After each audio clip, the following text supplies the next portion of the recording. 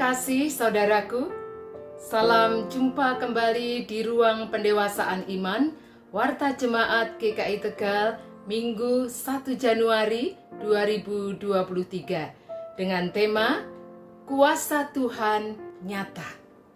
Bacaan Alkitab dari Injil Yohanes pasal 2 ayat 7 sampai 11. Yesus berkata kepada pelayan-pelayan itu, "Isilah tempayan-tempayan itu penuh dengan air." Dan mereka pun mengisinya sampai penuh. Lalu kata Yesus kepada mereka, "Sekarang cedoklah dan bawalah kepada pemimpin pesta." Lalu mereka pun membawanya. Setelah pemimpin pesta itu mengecap air yang telah menjadi anggur itu, dan ia tidak tahu dari mana datangnya, tetapi pelayan-pelayan yang mencedok air itu mengetahuinya. Ia memanggil mempelai laki-laki dan berkata kepadanya, "Orang menghidangkan anggur yang baik dahulu, dan sesudah orang puas minum, barulah yang kurang baik. Akan tetapi engkau menyimpan anggur yang baik sampai sekarang." Hal itu dibuat Yesus di Kana yang di Galilea sebagai yang pertama dari tanda-tandanya, dan dengan itu ia telah menyatakan kemuliaannya, dan murid-muridnya percaya kepadanya. Saudara-saudara yang dikasihi Tuhan, sebuah kalimat berbunyi, "Selagi nafas masih melekat, selagi detak jantung belum berhenti, selagi perasaan dan pikiran masih kuat, selagi harapan dan kemauan belum mati, maka pahit manis kehidupan masih akan dialami." Itulah kenyataan. Hidup ini tidak selalu serba baik dan indah. Karena situasi yang sulit, keadaan yang tidak menyenangkan, krisis dalam kehidupan bisa datang setiap saat. Artinya tidak terjangkau oleh pikiran kita, jauh dari prediksi kita, sehingga membuat kita takut, bingung, dan putus asa.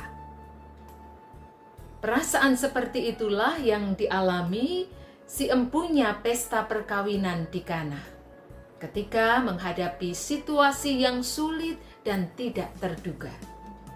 Air anggur yang disediakan untuk para tamu habis, sementara masih dibutuhkan.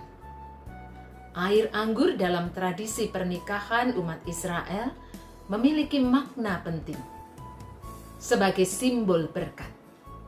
Para tamu yang tidak menerima akan merasa tidak mendapat berkat. Sebaliknya, dapat menikmati air anggur adalah sukacita atas berkat yang Allah curahkan.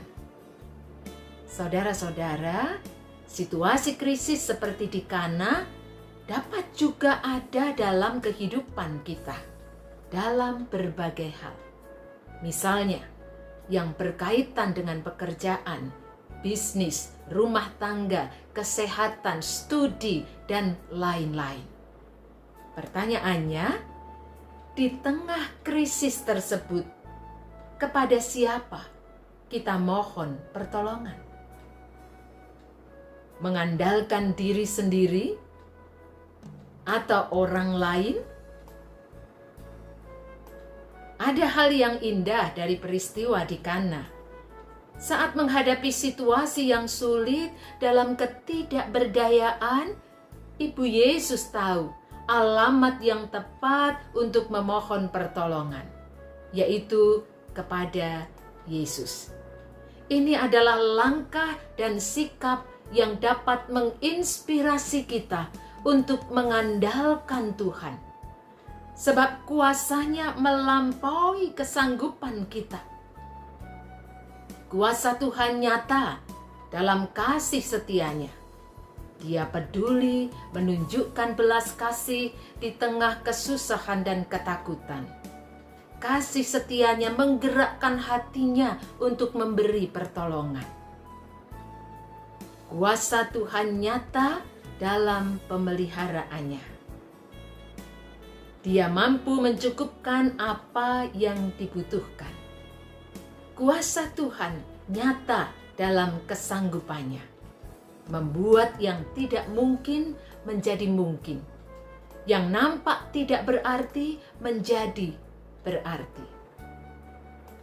Dari peristiwa di Kana, kita dapat mengimani bahwa kuasa Tuhan nyata ada, hadir dalam kehidupan umat. Saudara-saudara, tahun baru selalu disertai prediksi baru tentang situasi yang akan dihadapi. Apa yang akan kita hadapi mungkin berat dan sulit. Tetaplah percaya bahwa kuasa Tuhan yang telah menyertai dan memberi kekuatan di tahun 2022 tetap akan menemani dan meneguhkan dalam perjalanan di tahun 2023. Yakinlah, bersama Tuhan kita akan sanggup terus melangkah sampai tiba di terminal terakhir kehidupan yang Tuhan sediakan. Amin.